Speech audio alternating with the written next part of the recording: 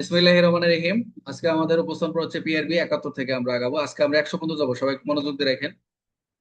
একটু মনোযোগ দেন, আমরা ওটা 100 পর থেকে আবার একটু সহজ গুলো চলে আসবে। এখানে আজকে অনেক সহজ আছে। এই গ্যাজেট শেষ হয়ে গেলে পরবর্তীতে আবার একটু সহজ পাবো। তাহলে আমরা শুরুতেই আমরা দেখতে পাচ্ছি 71 হচ্ছে পুলিশ গেজেটের প্রকাশের নিয়মটা কি। এই যে পুলিশ গেজেটটা প্রকাশ করবে, এটা কিছু ফর্মালিটি রয়েছে। মূলত প্রথম দিকে বলছে যে সাপ্তাহিক রিটার্ন পাঠাতে হবে। আমরা একটু নিচে দেখবো যে সপ্তাহ প্রতিবেদনে যে গ্যাজেটটা হচ্ছে সকল বিষয়গুলো প্রতিবেদনে অন্তর্ভুক্ত করতে হবে। এক পৃষ্ঠায় টাইপ করা যাবে, সঠিক নাম ও পদ উল্লেখ করবে, গ্যাজেটের স্টাইল অনুসরণ বা কি ধরনের গ্যাজেটের স্টাইল অনুসরণ করবে, গ্যাজেটেড অফিসার দ্বারা যাচাই করে পাঠাতে হবে যে যিনি গ্যাজেটেড করবেন। মূলত হচ্ছে যে এইসব যে গ্যাজেটটা করবে পুলিশ গ্যাজেট এবং সকল এইসব প্রতিবেদন প্রস্তুতের সময় সকল নির্দেশনা কঠোরভাবে অনুসরণ করতে হবে। সবসময় খেয়াল রাখতে হবে যে এই সাধারণ যে ইনস্ট্রাকশন গুলো দেওয়া হয়, যে প্রতিবেদনের শিরোনামে জেলার নাম, পুলিশ গেজেটের প্রকাশনার কথাটি থাকবে এবং কোনো পৃথক পত্র ছাড়া পুলিশ মহাপরিদর্শকের নিকটে প্রেরণ করতে হবে। এখানে বলা রয়েছে যে সংশ্লিষ্ট সপ্তাহে প্রকাশযোগ্য, সপ্তাহে প্রকাশ করতে বলছে যে সব বিষয়ে প্রতিবেদন অন্তর্ভুক্ত হবে, কিছু না থাকলে শূন্য ফাঁকা প্রতিবেদন পাঠাতে হবে। প্রতিবেদন কাগজে এক পাশে টাইপ করতে হবে। প্রত্যেকের কর্মকর্তার পদবি পূর্ণ নাম উল্লেখ করতে হবে, নামের বানান পরিশেষে নয় অনুসারে লিখতে হবে। এই যে একটা পরীক্ষা এমসিকিউ আসলো যে প্রত্যেকের নামের বানানের প্রথম অক্ষর কি করে লেখো, বড় ছোট এরকম আসছিল। আমরা পাবো এগুলো সামনে। আমরা যে যখন 173 দিকে যাব তখন আমরা অফিসের মেনটেন্যান্স কিছু কাজ হচ্ছে, এখান থেকে এমসিকিউ আসে। এটা এটা রিটার্নে কিছু নাই, এমসিকিউ। প্রতিবেদনের ভাষাটা হবে এবং খুব সঠিক হতে হবে এবং বিজ্ঞপ্তির মধ্যে সামঞ্জস্যপূর্ণ হতে হবে। এবং যিনি প্রেরণ করবেন অবশ্যই গ্যাজেটেড কর্মকর্তা হতে হবে।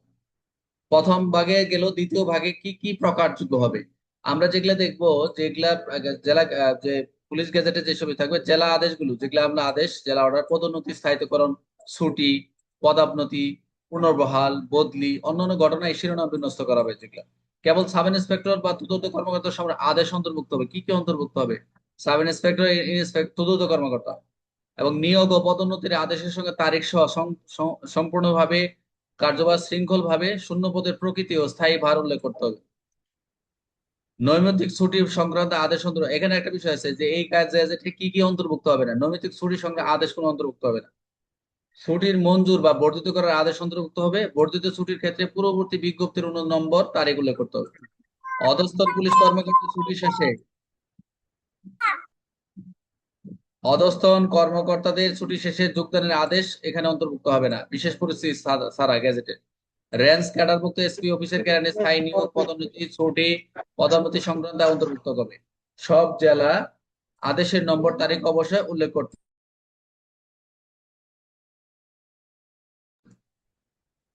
তাহলে আমরা কি কি দেখলাম, গেজেটে কি কি অন্তর্ভুক্ত থাকবে? সাপ্তাহিক প্রতিবেদন, প্রতিবেদন কার নিকট পাঠাতে হবে? আইজি স্যারের নিকট। আলাদা কভার লেটার কি প্রয়োজন? প্রয়োজন নাই।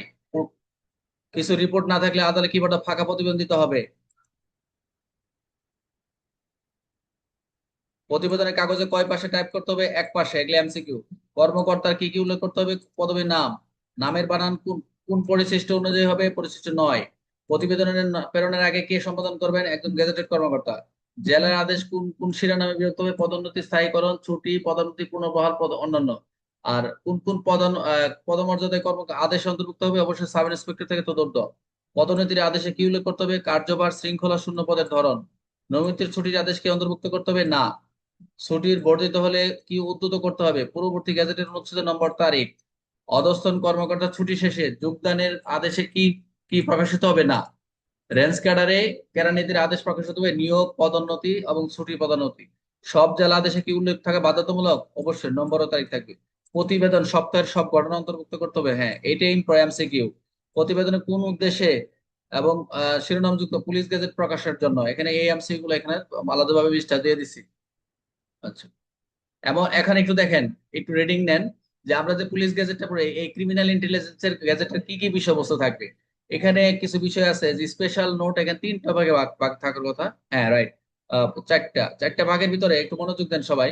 এখানে হচ্ছে ক্রিমিনাল ইন্টেলিজেন্সের কিছু গ্যাজেটের বিষয়বস্তু আছে, যে গুরুতর অপরাধের ক্ষেত্রে মার্ডার কেস, গুরুত্বপূর্ণ অপরাধ তথ্যের ক্ষেত্রে পুরনো বাহিনীর সতর্কতা। অর্থাৎ এখানে কিছু কিছু তো ওয়ান্টেড পার্সন থাকে, যে আমরা ওয়ান্টেড ওয়ান্টেড পার্সন রেখে চাই যে এটা দরকার, 100% জরুরি পরিস্থিতি। অ্যারেস্ট পার্সন, ছবি সব বিবরণ দিবে। অ্যারেস্টেড পার্সন যুক্ত থাকতে পারে। সিজ প্রপার্টি, সন্দেহজনক প্রপার্টি থাকতে পারে, এটা পার্ট 2 তে। এবং লস্ট এবং স্টোলেন প্রপার্টি, শনাক্তযুক্ত সম্পদ, আননন অ্যান্ড ডেড বডিজ, শনাক্ত, এগুলো আমরা অনেক সময় পাই, গ্যাজেটে পাই। মিসিং পারসন, ছবি ও তথ্য সহ থাকবে এগুলো। আর এটা হচ্ছে পিকুলিয়ার মডেস অপারেন্ডি পার্ট 3-তে কিছু কিছু পিকুলিয়ার, কিছু অদ্ভুত কিছু অপরাধ ঘটে, আমরা অনেক সময় দেখি। অজ্ঞাত অপরাধী নির্দিষ্ট স্পষ্ট ধরন মডাস অপারেন্ডি থাকলে প্রকাশ হবে। অনেক সময় দেখা যায় কি চাঞ্চল্য কিছু ঘটনা ঘটে, এগুলো হচ্ছে ভিন্ন, তখন এগুলো গেজেটে আসে। একই ধরনের অপরাধ বারবার ঘটলে সমন্বিত পুলিশ ব্যবস্থার দরকার হলে তা প্রকাশ করা হবে। অপরাধের প্যাটার্ন বিশ্লেষণ সমন্বিত ব্যবস্থা গ্রহণের জন্য ব্যবহার করা হয়।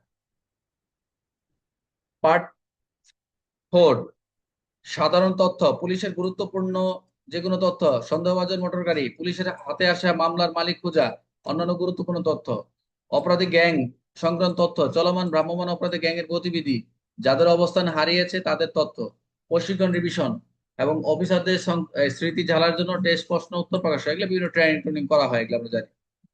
তাহলে আমরা এখানে তিনটা বিষয় খেয়াল রাখবেন, যে এখানে আমরা যেটা প্রথম দেখে আসলাম এগুলো দরকার নেই, এখানে এইটুকু দরকার নেই। এবার very very important MCQ, very very important.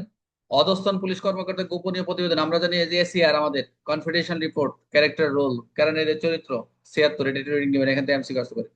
অধস্তন পুলিশ কর্মকর্তাদের গোপনীয় প্রতিবেদন, কনফিডেন্সিয়াল বা এসিআর যেটা আমরা বলি, ক্যারানের চরিত্র। এখানে হচ্ছে আমরা দেখবো 76, পিআরবি 76 ধারায় কথাটা বলা রয়েছে, গোপনীয় প্রতিবেদন। এটা কাদের কাদের দেয় গোপনীয় প্রতিবেদনটা? আমরা প্রত্যেক যারা ইন্সপেক্টর বা সাব ইন্সপেক্টর, সার্জেন্ট, ভারপ্রাপ্ত কর্মকর্তা, সাব ইন্সপেক্টর, জেলা পুলিশ সুপার কি করবেন, বিপি ফর্ম 2 অনুযায়ী একটি সুবিধাজনক আকারে, একটা বারাইকৃত বই আকারে গোপনীয় প্রতিবেদন কনফিডেন্স সংরক্ষণ করবে। এসপি স্যার, ডিআইজি যেখানে যেখানে প্রেরণ করার কথা সেখানে প্রেরণ করবে। আমরা যারা, আমাদের এসিআর কনস্টেবল দ্বারা এসিআর নেই, কাদের কাদের প্রত্যেক ইন্সপেক্টর, সার্জন, সাব ইন্সপেক্টর এবং অফিসিয়াল ইন্সপেক্টরের জন্য জেলা পুলিশ সুপার বিপি ফর্ম 2 অনুযায়ী একটি সুবিধাজনক কি করবে আকারে বাধাকৃত গোপনীয় প্রতিবেদন হিসেবে সংরক্ষণ করবে। এবং কেরানীদের চরিত্র সম্পর্কে রুল সম্পর্কে প্রত্যেক অফিসের প্রধান, হেড অফিস, বি ফর্ম 3, প্রত্যেক কেরানির জন্য একটি গোপনীয় ক্যারেক্টার রুল সংরক্ষণ করবে। এবং এটা এমসিকিউ আসে, এটি কোন সময় এন্ট্রি করতে হবে? প্রতি বছর জানুয়ারি মাসে বলা রয়েছে, যখন পুলিশ সুপার অফিসের প্রধান বদলি হন। এটা কখন দেওয়া হয়? এটা দেখেন পিআরবিতে যেটা বলছে স্পষ্ট, এগুলো এমসিকিউ আসবে আপনাদের। প্রতি বছর জানুয়ারি মাসে, এবং পুলিশ সুপার যখন আমরা যখন বদলি হয়ে যায়, যদি কোনো অফিসে 3 মাসের মধ্যে আমরা যে কাজ, আমরা 3 মাস, দেখেন কোনো এসপি স্যারের 3 মাসের মতো মতো চাকরি করা হয়েছে, তাহলে আপনার ওইটা দিয়ে যেতে হবে, এই আপনার এসিআরটা দিতে হবে। আর পুলিশ সুপার অফিস প্রধান যখন বদলি হন তখন এটা এসিআরটা দিতে হয়। যখন কর্মকর্তা কেরানি জেলা রেঞ্জ থেকে বদলি হন, আমরা যদি এক জেলা থেকে অন্য রেঞ্জ থেকে অন্য রেঞ্জে যখন বদলি হয় তখন এটা আমাদের দিয়ে যেতে হয়। উচ্চ কর্মকর্তা উচ্চ পদের ভারপ্রাপ্ত দায়িত্ব পালন যদি বন্ধ করেন, দায়িত্বপ্রাপ্ত যখন কোনো একটা দায়িত্ব পালন বন্ধ হচ্ছে, যদি পুলিশ সুপার অফিস প্রধান মনে করেন যে এই একই ক্যালেন্ডারে তিনি পুনরায় ওই পদে দায়িত্ব পালন করতে পারেন, তাহলে বছর শেষ না পর্যন্ত তিনি এন্ট্রি করা হবে না। যখন ডিআইজি, আইজিপি বা যখন এটা তো নির্দেশ দেয়, সাধারণত মোটামুটি আমরা যে র্যাঙ্ক অনুযায়ী, এবং এটা যেখানে যে প্রেরণ করার কথা সেখানে প্রেরণ করা হয়। এখন একটু মনোযোগ দেন, এখানে একটা কথা বলছে, ডিআইজি বা আইজি বা সরকারের বিশেষ নির্দেশন ব্যতীত পুলিশ সুপার অফিস প্রধান সাধারণত এন্ট্রি করবেন না। করবে না, কখন করবে না? তিনি সংশ্লিষ্ট জেলা অফিসে কমপক্ষে 6 মাস কর্মরত থাকেন। সংশ্লিষ্ট জেলা বা অফিস কমপক্ষে 6 মাস কর্মরত থাকেন। কর্মগত কেরানি কাজ সুনির্দিষ্ট মতো এই 6 মাসের মতো থাকলে তাকে দিতে হবে, বলা রয়েছে, বছরে। এখন এটা খুলবে কিভাবে? এই এসিআরটা খোলা হচ্ছে, একটি বই সম্পূর্ণ না আসা পর্যন্ত কর্মগত কেরানি নতুন বই খোলা হবে না। সংরক্ষণ কে করবে? অবশ্যই এটা অবশ্য গোপনীয় প্রতিবেদন, রোল চাবে, লক অ্যান্ড কে সংরক্ষণ করতে হবে। এটা পরিদর্শন কে করে? আইজিপি স্যার করে, ডিআইজি স্যার করে, ডিভিশন কমিশনার, ডিস্ট্রিক্ট ডিএম করে, করতে পারে। এছাড়াও সাব ডিভিশনাল পুলিশ অফিসার এর রিপোর্ট দেখতে পারবেন। এটা এতটা ইম্পর্টেন্ট না, তবে এইগুলো important. Inspector general, IGP, deputy DIG, এগুলো একটু দেখে নিন। স্থায়ী বদলির ক্ষেত্রে যদি স্থায়ী বদলি হয় তাহলে কি করবে? যদি কোনো কর্মকর্তা স্থায়ী বা অন্য জেলা রেঞ্জে বদলি হন, তাহলে কনফিডেন্ট রিপোর্ট বুক, ক্যারেক্টার রুলস পুলিশ সুপার অফিসের প্রধান কাছে পাঠিয়ে দেবে। এখানে স্থায়ীভাবে যদি যখন বদলি হয়ে যায়, যেমন আমি ইয়েতে চলে গেলাম, এক জেলা থেকে আরেক চলে গেলাম, তখন আমার পিছে পিছে সে তখন অন্য জেলায় যেখানে গেলাম 1 বছর 2 বছরের জন্য, ওখানে ওই জেলায় কি করছে, আমার এটা পাঠাই দেওয়া হয়েছে। এখানে 76 থেকে এখানে মোটামুটি গুরুত্বপূর্ণ কিছু এমসিকিউ আছে, আপনি একটু দেখে নিবেন। ভেরি ভেরি ইম্পর্টেন্ট, এটা আমি আপনার দিয়ে দিব, এটা আপনাদের এমসিকিউ গুলো, সমস্যা নেই। এখন হচ্ছে রিটেনের প্রশ্ন একটা, 78, এটা সবাই একটু নোট নেন। 78 রিটেনের প্রশ্ন, লিখিত প্রশ্ন, যে এই অধস্তন পুলিশ কর্মকর্তাদের গোপনীয় প্রতিবেদন যদি হারিয়ে যায় তাহলে করণীয় কি? পরীক্ষা আসছিল ইন্সপেক্টর স্যারদের, যে 78, পিআরবি 78, যে পুলিশ কর্মকর্তাদের গোপনীয় প্রতিবেদন যে হারিয়ে গেলে করণীয় কি? মনোযোগ দেন। হারিয়ে গেলে করতে হবে কি? সাথে সাথে ডিআইজি স্যারকে রিপোর্ট করতে হবে, এবং এসপি কি করবে? এটা তদন্ত করবে, ফলাফল ডিআইজি কে জানাতে হবে। এটি হলো কথা, আর কিছু নাই। যদি কারো গোপন রিপোর্ট বই বই চরিত্র রোল বই হারিয়ে যায় তাহলে কি করবে, সাথে সাথে ডিআইজি রিপোর্ট করতে হবে, এসপি নিকট তদন্ত করবেন এবং ফলাফল ডিআইজি কে জানাতে হবে। আর এই গুরুত্বপূর্ণ অফিসারের ক্ষেত্রে ইন্সপেক্টর বই হলে পূর্বের রিপোর্ট কপি দিয়ে পুনর্গঠন করবে, প্রয়োজন হলে পূর্বে দায়িত্বপ্রাপ্ত এসপির কাছ থেকে তথ্য সংগ্রহ করবে। অনেক সময় গেছে যেখানে সারা সিনিয়র স্যার বদলি হয়ে গেল, যেখানে বদলিছে ওখান থেকে সই করে নিয়ে আসতে হবে। আর নতুন বই খুলবে, নতুন বই খোলা হবে, হারানো বিবরণ রিপোর্ট সংগৃহীত থাকবে যে আপনি এই কারণে হারাইছিল, এটা খোলা হয়েছে। তাহলে আমরা দেখলাম যে 78 দ্বারা অধস্তন পুলিশ কর্মকর্তা গোপন প্রতিবেদন কনফিডেন্সিয়াল রিপোর্ট যদি হারিয়ে যায় তাহলে কি করণীয়, এখানে মোটামুটি আছে। এমসিকিউ মোটামুটি দেখলাম। হারিয়ে যাওয়ার বিস্তারিত তদন্ত কে করবেন আমরা দেখলাম, সেটা হচ্ছে সুপারিনটেন্ডেন্ট অফ পুলিশ, এসপি তদন্ত করবেন। আর এটা সংগ্রহ করেন প্রয়োজনে, এটা ডিআইজি কত বছর সংগ্রহ করবেন, এটা 10 বছর সংগ্রহ করবেন, একটা কথা বলা রয়েছে। এই ডিআইজি কনফিডেন্স রিপোর্ট পুনর্গঠন করেন ইন্সপেক্টর বা ইন্সপেক্টর পদ অনুমোদিত কর্মকর্তা। এখান থেকে একটু মনোযোগ দেন। 84, মনোযোগ দেন। 84, ইন্সপেক্টর কোন সুযোগ সুবিধা কি পিআরবি তে? আমাদের ইন্সপেক্টর স্যারদের সুযোগ সুবিধা কি বলছে যে মন্ত্রী জেলা সফরে কোন ইন্সপেক্টর জেলার কোনো অনুমোদনে একজন ইন্সপেক্টর সাক্ষাৎ করতে পারবে না। রাষ্ট্রপ্রধান মন্ত্রীদের সাথে কি করবেন, আইজি স্যারের অনুমোদনে একজন ইন্সপেক্টর তাদের সাথে সাক্ষাৎ করতে পারবে। এগুলো 84 বিধি, মনোযোগ দেন। এবং রাষ্ট্রপ্রধান মন্ত্রীগণ রেল স্টেশন স্টিমার ঘাটে পৌঁছলে ইন্সপেক্টর নিজ পরিচয় দেওয়ার সুযোগ আছে, এটা একটা বিষয়। আর জেলা সদরে যদি অনুষ্ঠিত বিভাগীয় কমিশনার দরবারে আমন্ত্রিত হওয়ার অধিকারী ইন্সপেক্টর স্যারদের রয়েছে। এটা 84 ইন্সপেক্টর সুযোগ সুবিধা, এখান থেকে এমসিকিউ আসে। 85 সাব ইন্সপেক্টরদের সুযোগ সুবিধা, এটা একটু দেখেন। এটা একটা এমসিকিউ যে সাব ইন্সপেক্টরগণ ঊর্ধ্বতন অফিসারের সামনে পদাধিকার বলে চেয়ারে বসতে পারবেন। সাব ইন্সপেক্টরগণ ঊর্ধ্বতন অফিসারের সামনে পদাধিকার বলে কি একজন চেয়ারের সামনে বসতে পারবে, তবে তবে চেয়ারে ব্যবহার করা যাবে না কোন ক্ষেত্রে, মনোযোগ দেন। একজন সাব ইন্সপেক্টর অফিসের সামনে পদাধিকার বলে চেয়ারে বসতে পারবেন, কিন্তু নিম্নত ক্ষেত্রে চেয়ার ব্যবহার করা যাবে না। আটদলীয় কক্ষে, আদালতে কক্ষে, আটদলীয় কক্ষে, আদালতে, সরকার রিপোর্ট পেশ করে সরকার রিপোর্ট পেশ করতে ব্যবহার করা যাবে না। স্বাক্ষর বা আদেশের জন্য রেজিস্টার পেশ করার সময়। তাহলে সাব ইন্সপেক্টরের সুযোগ সুবিধাগুলো মোটামুটি একটু এমসিকিউ হিসেবে দেখে নেবেন, ভেরি ইম্পর্টেন্ট। 86, উত্তম গণতৎপরতায় অংশগ্রহণ। পুলিশের খুবই একটা গুরুত্বপূর্ণ পিআরবি 86। পুলিশ অফিসারগণ কল্যাণমূলক গণতৎপর সহায়তা করতে পারবেন, অংশগ্রহণ করতে পারবেন। এই কারণে সরকারি দায়িত্ব অবহেলা পাকপতি করা যাবে না। এবং স্থানীয় কমিটিতে পদ গ্রহণ আগে নিম্ন পদস্থ অফিসারকে এসপির অনুমতি নিতে হবে, যে আপনি কোনো অংশগ্রহণ করতেছেন তাহলে অবশ্যই এসপি স্যার অনুমতি নিতে হবে। এবং এসপি স্যার নির্দেশ দিলে উক্ত পদ থেকে তিনি ইস্তফা নিতে পারবে। অবশ্যই ইন্সপেক্টর জেনারেল বা ডেপুটি ইন্সপেক্টর বা ডিআইজি স্যারের নির্দেশ দিলে সুপারিনটেন্ডেন্ট পদত্যাগও করতে পারে। এবং স্থানীয় বোর্ডের সদস্য পদ ইন্সপেক্টর মনোনয়নের মাধ্যমে স্থানীয় বোর্ডের সদস্য হতে পারে, তবে এই জন্য অধিক উপকারী স্থানীয় প্রতিনিধি সদস্য ক্ষতিগ্রস্ত না হয়। এক কমিটিতে অংশগ্রহণ inspector sub inspector union dispensary school কমিটিতে সদস্য হতে পারেন। I repeat, inspector sub inspector union dispensary স্কুলের সদস্য হতে পারেন। মিউনিসিপ্যাল কমিশনার পদে নিযুক্ত হওয়া যাবে না, তবে মিউনিসিপ্যাল কমিশনার পদে যুক্ত হওয়া যাবে না। এই দুটা পয়েন্ট নিবে নেবেন আপনারা, যে আপনাদের 86 লাস্টের দুটো পয়েন্ট এটা এমসিকিউ। যে ইন্সপেক্টর সাব ইন্সপেক্টর নিম্ন কোন কমিটিতে সদস্য হতে পারে, inspector sub inspector dispensary school কমিটিতে। আর হচ্ছে মিউনিসিপ্যাল কমিশনার পদে কি নিযুক্ত হওয়া যাবে, যাবে না। এটা হচ্ছে 86, জনকল্যাণ কাজে পুলিশের অংশগ্রহণের কথা বলছে। Very very important. 87, চাঁদা চাঁদা আদায়। 87 তে পূজায় আমন্ত্রণ, চাঁদা আদায় কোনো উদ্দেশ্যে জনসাধারণ নিকট হতে পুলিশ চাঁদা সংগ্রহ করতে পারবে না, ভেরি ইম্পর্টেন্ট, এটা এমসিকিউ। এটা নিষিদ্ধমূলক কাজ পুলিশের। 87 হচ্ছে পুলিশের নিষিদ্ধমূলক কাজ, কোনো উদ্দেশ্যে জনসাধারণ নিকট থেকে পুলিশের কোনো অফিসার চাঁদা সংগ্রহ করতে পারবে না। পূজায় অংশগ্রহণ, জনসাধারণ কর্তৃক গঠিত পূজা কমিটির সদস্য হওয়া যাবে, হতে পারবেন, নিজে চাঁদা আদায় করা যাবে, তবে চাঁদা আদায় করতে পারবেন না। ফোর্সের সদস্য অফিসারদের চাঁদা আদায় পূজা অংশ নেওয়া যাবে না। জনসাধারণ পূজা আমন্ত্রণ গ্রহণ করা যাবে, আমন্ত্রণ করা যাবে, পূজা অংশগ্রহণের জন্য জনসাধারণ আমন্ত্রণ জানানো যাবে, তবে নিজে চাঁদা আদায় করা যাবে না, এটা খেয়াল রাখতে হবে। এক কথায় চাঁদা আদায়, পূজা আমন্ত্রণ, চাঁদা আদায় নিষেধ, এই পূজা আমন্ত্রণ করতে পারবে। আচ্ছা, এগুলো রিডিং নিবেন।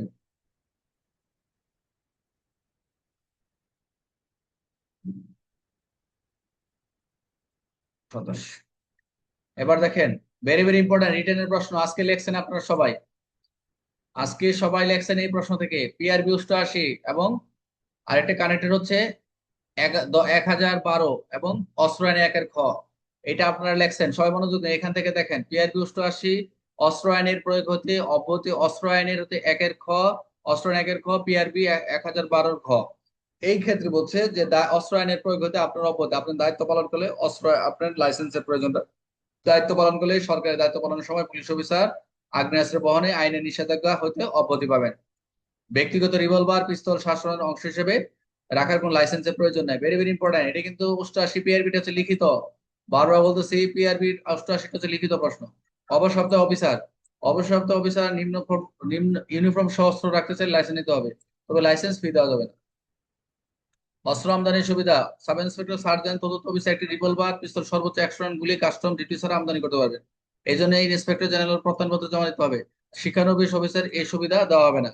অস্ত্রের রেজিস্টার, এই অবৈধ অফিসারদের অস্ত্রের সুপারিনটেন্ডেন্ট অফিসে রেজিস্ট্রেশন সংগ্রহ করতে হবে। মনোযোগ দিয়ে, এটা এমসিকিউ। অপ্রতিপ্রাপ্ত অফিসারদের অস্ত্রের তথ্য কোথায় রেজিস্ট্রেশন সংগ্রহ করবে? এসপি অফিস, সুপারিনটেন্ডেন্ট অফিসে।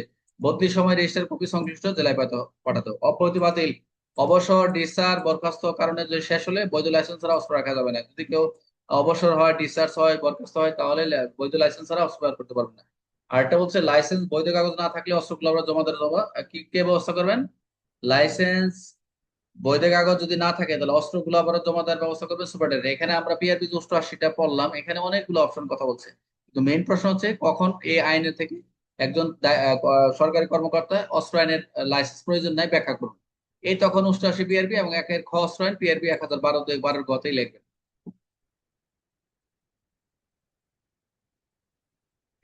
98, 98 পুলিশ অফিসারের বিরুদ্ধে মামলা দায়ের নিষেধ। মনোযোগ দেন, 98 পিআরবি 98। এগুলো অনেকে পড়তে চান না। পুলিশ অফিসারের বিরুদ্ধে মামলা দায়ের নিষেধ 98। পুলিশ অফিসার যদি নিজ জেলার ভেতরে বসবাসকারীর বিরুদ্ধে সিভিল মামলা করতে পারবে না, অথবা সহকারী পুলিশ অফিসার বিরুদ্ধে মামলা করতে পারবে না যদি এটা তার দায়িত্ব পালন সম্পর্কিত হয়। দায়িত্ব, এটা একটা ডিফেন্স আমাদের। একটা পুলিশ অফিসার বিরুদ্ধে মামলা করা নিষেধ। তবে অবশ্যই যদি মামলা করতে হয় অবশ্যই এসপি অনুমতি নিতে হবে। এটা একটা এমসিকিউ, যে পুলিশের মামলা করতে হলে কারণ অনুমোদন লাগবে, সুপারিনটেন্ডেন্ট স্যাংশন নিতে হবে। প্রতিটি মামলা হলে অবশ্যই সুপার এসপি কি করবে? ডিস্ট্রিক্ট ম্যাজিস্ট্রেট, ডিআইজি, ইন্সপেক্টর জেলাকে রিপোর্ট করবে। এটা রিপোর্টিং করবে কে? সুপারিনটেন্ডেন্ট, ডিস্ট্রিক্ট ম্যাজিস্ট্রেট এবং ডিআইজি। ডিআইজি ইন্সপেক্টর জেনারেলকে রিপোর্ট দেবে, এটি স্বাভাবিক। পুলিশ কর্মকর্তা দেওয়ানি মামলা, অর্থাৎ civil suit by police officer.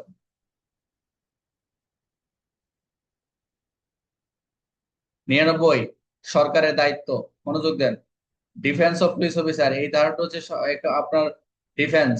সরকারের দায়িত্ব কি? সরকার পুলিশ রক্ষা করবে, যদি সরকারকে সবসময় পুলিশকে রক্ষা করবে। কখন করবে? যদি আপনার যদি সেটা যদি আপনার দায়িত্বে, যদি আপনার সৎ বিশ্বাসে বা গুড ফেইথে বা দায়িত্ব পালন করতে মামলা মোকদ্দমা পড়তেছেন, আপনি সরকারি দায়িত্ব পালন করতে গিয়ে যে কোনো মামলা জড়ায় পড়তেছেন, এই ক্ষেত্রে আপনার সরকার আপনার দায়িত্ব নেবে, ডিফেন্স অফ পুলিশ অফিসার আপনার নিবে। কিন্তু আপনি দায়িত্ব থাকা অবস্থায় আইন আপনি আইন কভার করতেছেন না, আপনি দায়িত্ব বাইরে চলে গেছেন, তখন যদি কোনো আত্মরক্ষা ব্যবহার করেন বা এই বিভিন্ন কিছু যদি দিয়ে চালাই দেন, সেটাকে রক্ষা করবে না। তাহলে সরকার অবশ্যই পুলিশকে রক্ষা করবে যদি সৎভাবে করা হয়, দায়িত্ব পালন করতে মামলা মোকদ্দমা করে। কিন্তু যদি দুষ্প্রমাণ হয়, অসৎ আচরণ থাকে, কোনোভাবে যদি সে দুষ আচরণ থাকে, সরকার সাহায্য না নিতে পারে। আমরা ওই যে সরকারি কর্মচারী আইনে যেটা করছি, অবশ্যই যদি আপনার যদি তদন্ত করে যদি মনে হয় যে আসলে দায়িত্ব পালনের সময়, সেটা সরকার দায়িত্ব নিবে, কোনো টাকা ফি লাগবে না। যদি সে দুর্নীতির কারণে যদি অভিযোগ হয় বা কোনো মামলা করে, সেটাকে দায়িত্ব নিবে। তাহলে খরচ খালাস হলে সরকার খরচ দিতে পারে, কিন্তু দোষী আচরণ করলে আংশিক কোনো খরচ নাও দিতে পারে। ভেরি ভেরি ইম্পর্টেন্ট, এই যেটা যে দুটো বলো 98, 99। তাহলে সরকারের দায়িত্ব।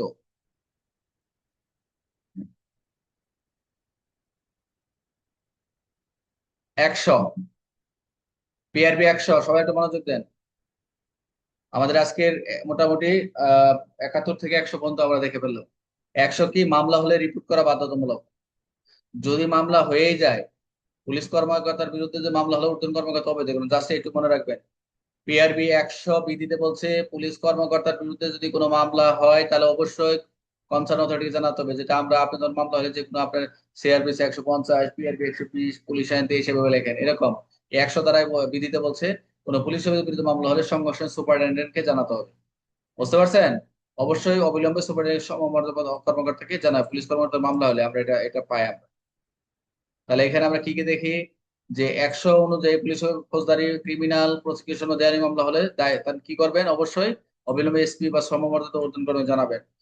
পিআরবি 100 অনুযায়ী মামলা দায়ের কত দ্রুত কাকে জানাতে হবে? অবশ্যই অবিলম্বে জানাতে হবে। 7 দিনের মধ্যে 24 ঘন্টা অবিলম্বে, অ্যাডভান্স অবিলম্বে জানাতে হবে। পিআরবি 100 অনুযায়ী কোন ধরনের মামলা ক্ষেত্রে প্রযোজ্য? অবশ্যই ফৌজদারি দেওয়ানি মামলার ক্ষেত্রে। একশো অনুযায়ী পুলিশ কর্মকর্তা কাকে অবহিত করবেন? অবশ্যই সুপারিনটেন্ডেন্ট অথবা সমপদমর্দন কর্মকর্তা। মূল উদ্দেশ্যটা কি? যাতে পুলিশ কর্মকর্তার বিরুদ্ধে মামলা হলে ঊর্ধ্বতন কর্তৃপক্ষের দ্রুত অবহিত করে প্রশাসনিক তদারকি নিশ্চিত করা যায়। অনেক সময় এটা করে। আমরা সরকারি কর্মচারী আইনও তা করেছি। তা আমাদের পিআরবি আজকে আমরা 100 পর্যন্ত নিব। 71 থেকে আমরা 100 পর্যন্ত এখানে গুরুত্বপূর্ণ গুলো আলোচনা। এখানে শুধু একটা প্রশ্ন রিটেনে দিছি, সেটা হচ্ছে যে সিসি যদি এসিআর হারায় যায় কোনো কারণে, তাহলে করণীয় কি, সেটা একটু দেখবেন। 78 আমরা দেখেছি। আর এখানে যেগুলো বলছে এগুলো এমসিকিউ। আর এখানে নিষিদ্ধমূলক যে কাজটা, এটা একটা রিটার্নের, যে চাঁদা আদায় করা যাবে না। এখানে কিছু কালকে থেকে যেগুলো দেবো এগুলো এমসিকিউ এবং রিটার্নের। কিছু কিছু পুলিশের নিষিদ্ধ কাজগুলো আমরা দেখবো। কালকে এখান থেকে আবার এমসিকিউ পরীক্ষা হবে। হুম। কালকে এখান থেকে আপনাদের আবার এমসিকিউ পরীক্ষা নেবে ইনশাল্লাহ।